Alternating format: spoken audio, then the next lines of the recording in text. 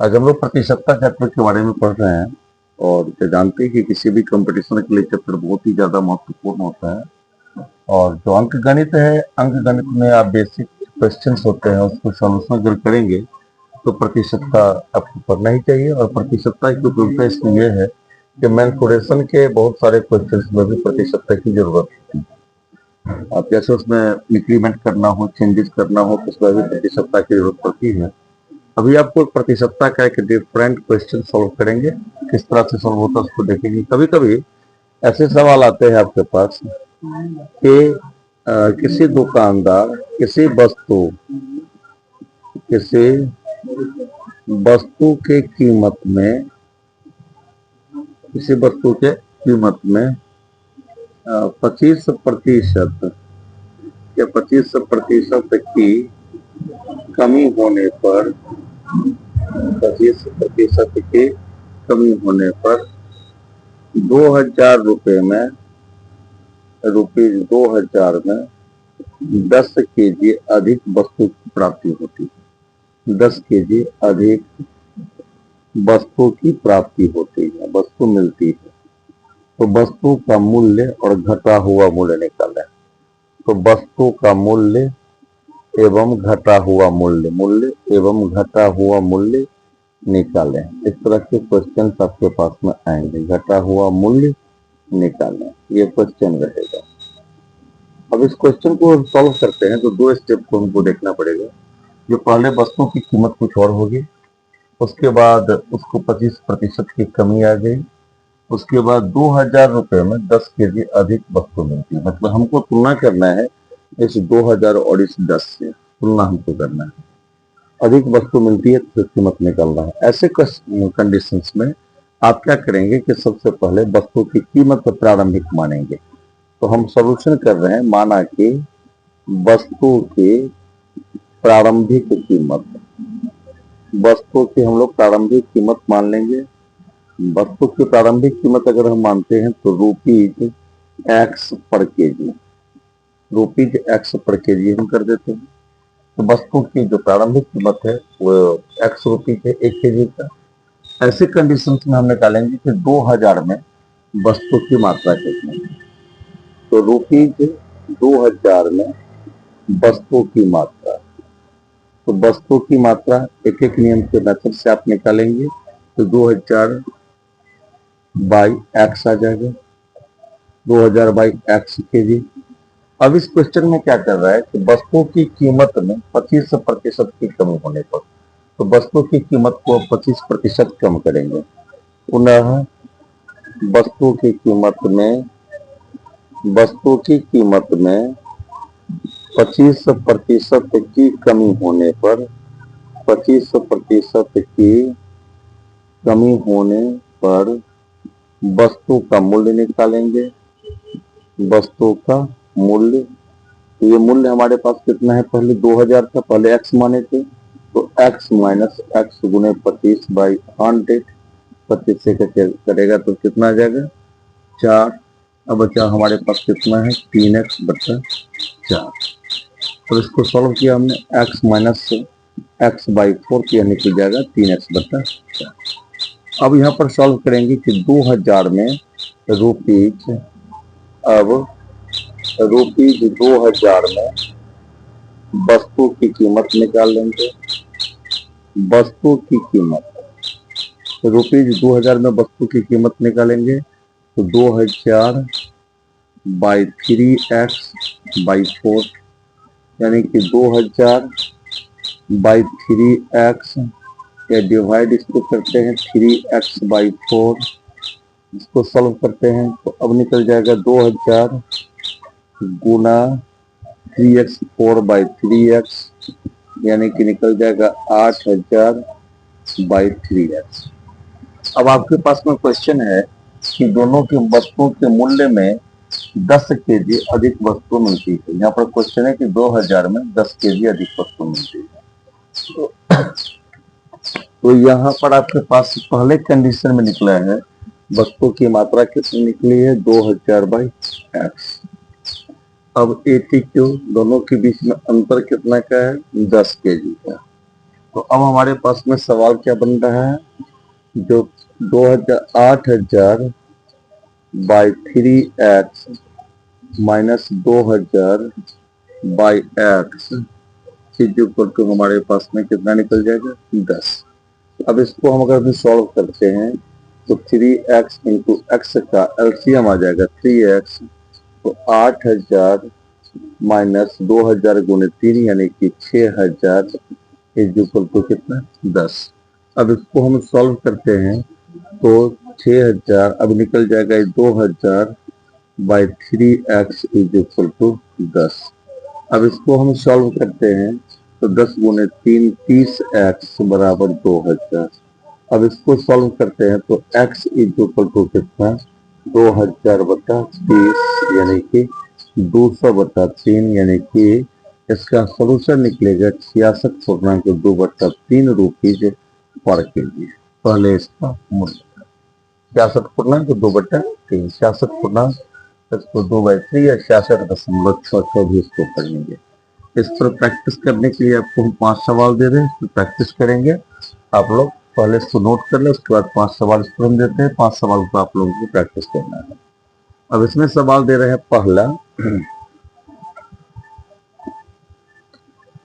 पहला सवाल आपके पास में है, किसी वस्तु की कीमत में किसी वस्तु के मूल्य में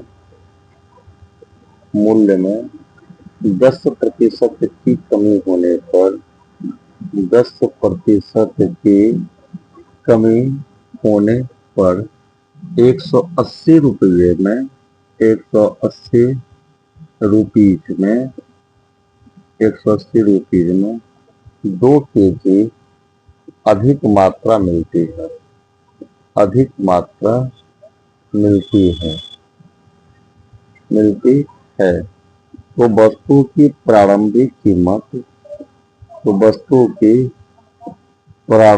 कीमत एवं घटी हुई कीमत निकाले। प्रारंभिक कीमत एवं घटी हुई कीमत निकाले, घटी हुई कीमत निकालें। पहला क्वेश्चन है।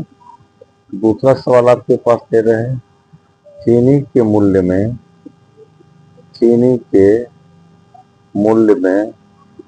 20% की कमी होने पर 20% की कमी होने पर कोई उपभोक्ता ₹200 में 1 केजी चीनी अधिक खरीद पाता है, चीनी अधिक खरीद लेता है तो चीनी का घटा हुआ मूल्य क्या था, चीनी का घटा हुआ मूल्य क्या था, मूल्य क्या था।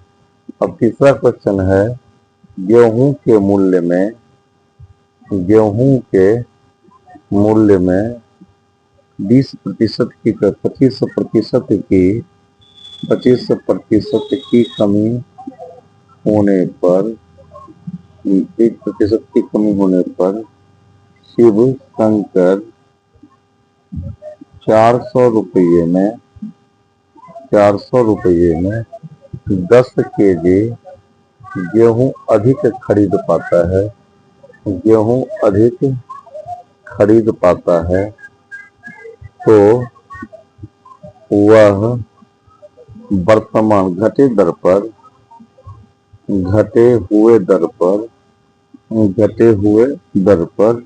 ₹1200 में कितना गेहूं खरीद पाएगा, कितना गेहूं खरीदेगा, कितना गेहूं खरीदेगा। इस सवाल में आपको क्या करना है कि इसके सवाल में गेहूं का प्रारंभिक मूल्य निकालना है, फिर घटा हुआ मूल्य निकालना है और घटे हुए मूल्य पर 1200 रुपये में उसके गेहूं की जो मात्रा होगी उसको निकालना है। अब चौथा सवाल, 3 सवाल आपके पास में हो गए। एक दुकानदार, अगला नेक्स्ट क्वेश्चन दे रहे हैं कि एक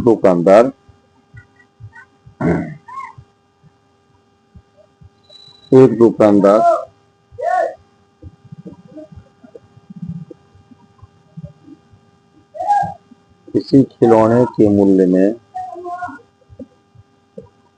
किसी खिलौने के मूल्य में 25% की वृद्धि कर देता है वृद्धि कर देता है।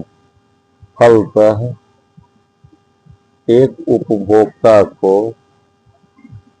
₹8000 में 2 खिलौने कम मिलते हैं 2 खिलौने कम मिलते हैं। तो बताएं कि पहले वह उपभोक्ता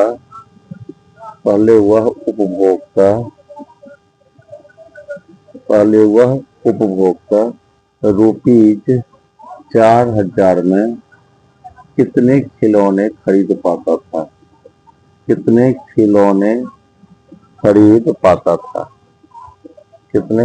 खरीद पाता था। अब ये क्वेश्चन है। इस क्वेश्चन को फिर से आप लोग देख लें कि एक दुकानदार किसी खिलौने के मूल्य में 25% की वृद्धि कर देता है।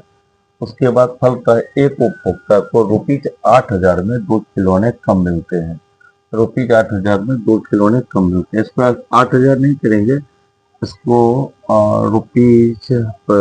कैलकुलेशन की आसानी के लिए 2 खिलौने कम मिलते हैं, इसको करते हैं 225, इसको कर देते हैं 1000 ₹1000 में 2 खिलौने कम मिलते हैं 1000 2 खिलौने कम मिलते हैं। तो पहले बताएं कि पहले वह उपभोक्ता ₹4000 में कितने खिलौने खरीद पाता था।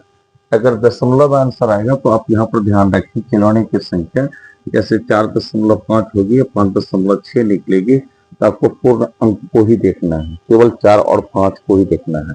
उसमें ध्यान रखना है कि खिलौने की संख्या को दशमलव में व्यक्त नहीं करेंगे। एक सवाल और देते हैं इस आधार पर एक क्वेश्चन। सेब के मूल्य में 30% की वृद्धि होने पर 30% की वृद्धि होने पर देखिए 650 रुपये में 30% की किसी उपभोक्ता को 3/2 केजी सेब कम मिलता है तो सेब का घटा हुआ मूल्य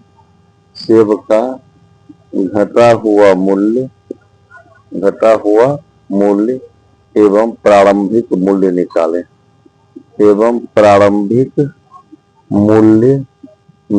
ये क्वेश्चन रहा। ये 5 क्वेश्चन की आप लोग अच्छे से प्रैक्टिस कर लेंगे। कमेंट सेक्शन में जिनको सोल्यूशन चाहिए कमेंट सेक्शन में अपना मेल मेंशन करेंगे, आपको इसका सोल्यूशन भी मिल जाएगा। इसको देखेंगे 5 क्वेश्चन आपके पास प्रतिशत के रहे तो थोड़ा सा डिफिकल्ट लेवल के है रिलेटिवली। पहले दिन के जो क्लासेस थे उसको और सीक्वेंस में देखेंगे। जो बच्चे समझ नहीं पा रहे होंगे वो पहले दिन के क्लासेस से लगातार वीडियो को देखते रहेंगे, आसानी से आप लोगों से सोल्यूशन हो जाएगा। कुछ क्वेश्चंस और आप लोगों को इसका प्रतिशत का एक और क्वेश्चन का जो अपने लोगों को सॉल्व करना है, उस क्वेश्चन को सॉल्व करने के बाद फिर प्रतिशत में फिर कल भी क्लासेस होंगे और आप लोग क्वेश्चन रेज करेंगे, उस क्लासेस को भी देखा जाएगा। एक छोटा सा क्वेश्चन आज हम लोग देखेंगे। कभी कभी क्या होता है कि प्रतिशत में आपके पास में क्वेश्चन आ जाएगा जो एक परिणाम से रिलेटेड, जैसे एक की वृद्धि हुई तो दूसरे की भी कमी हुई, तो पूछा जाएगा जो राजस्व में कितने या परिणाम में कुल मिलाकर कितने की कमी होगी। जैसे सवाल रहेगा गेहूं के मूल्य में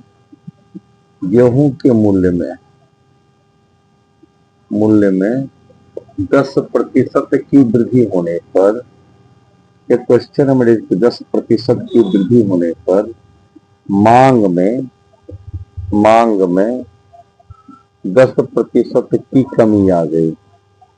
की कमी आई तो राजस्व या कुल बिक्री कुल बिक्री में कितना प्रतिशत में क्या परिवर्तन आया, क्या प्रतिशत परिवर्तन हुआ, क्या प्रतिशत परिवर्तन हुआ।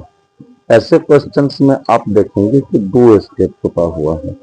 पहला है कि मूल्य में 10% की वृद्धि होने पर, तो हम लोगों को मूल्य को पहले किसी फिक्स को मानना पड़ेगा, मतलब किसी चर संख्या को एज्यूम कर लेते हैं किसी को, और उसके बाद पुनः मांग में, तो मांग को भी हमको एज्यूम करना पड़ेगा। ऐसे सवाल में दो स्टेप आते हैं।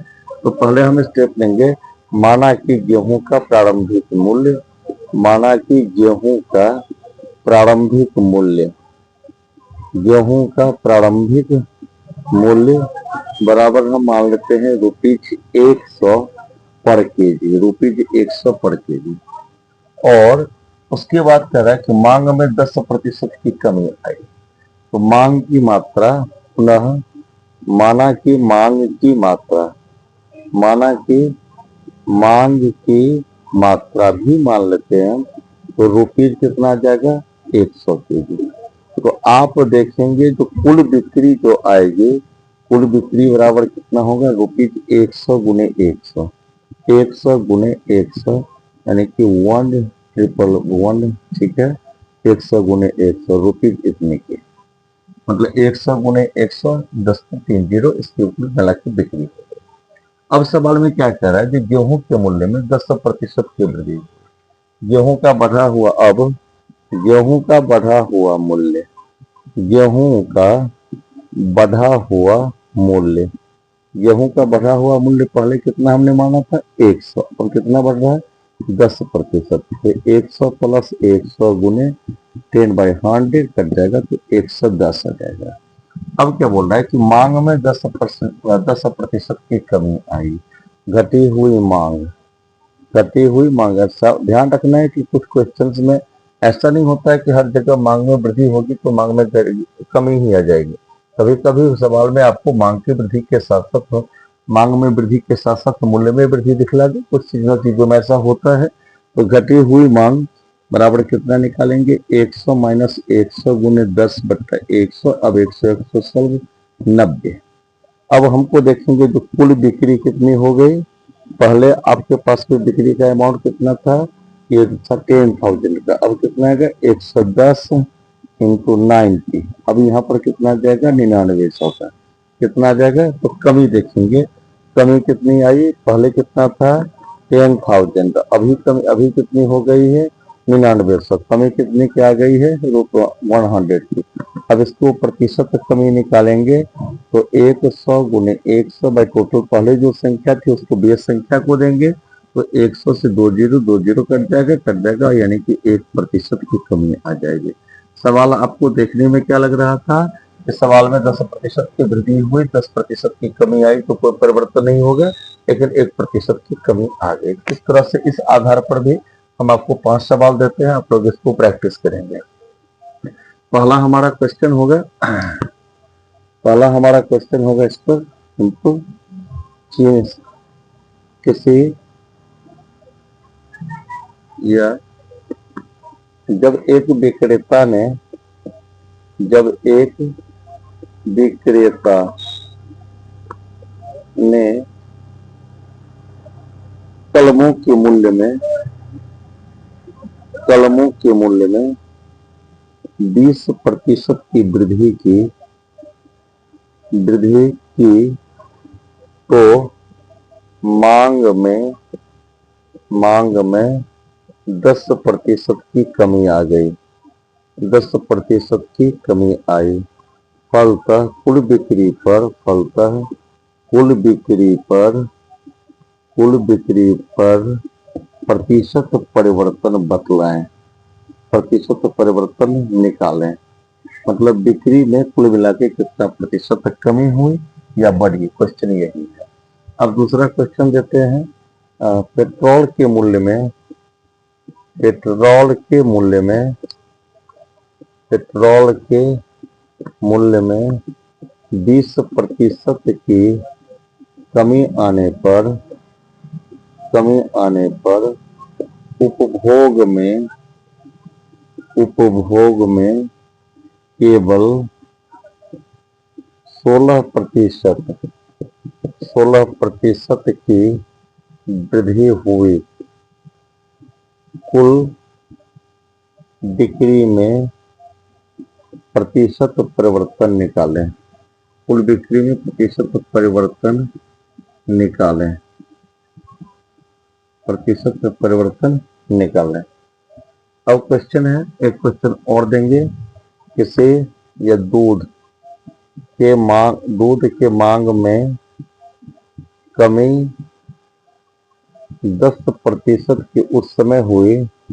10% की कमी उस समय हुई जब दूध के प्रति लीटर मूल्य को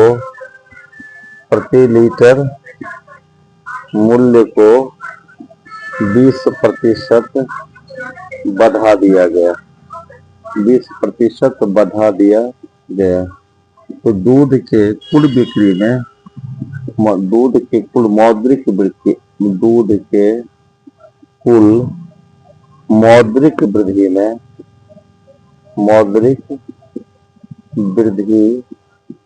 में प्रतिशत परिवर्तन निकालें। प्रतिशत परिवर्तन निकालें। नेक्स्ट क्वेश्चन आपके पास में है, किसी फल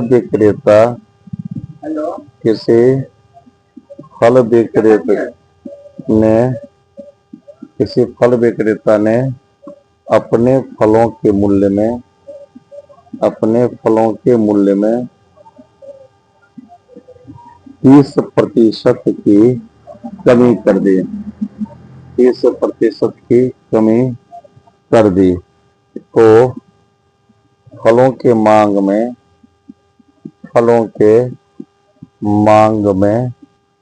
40% की वृद्धि हो गई। 40% की वृद्धि हुई। एक उस फल विक्रेता के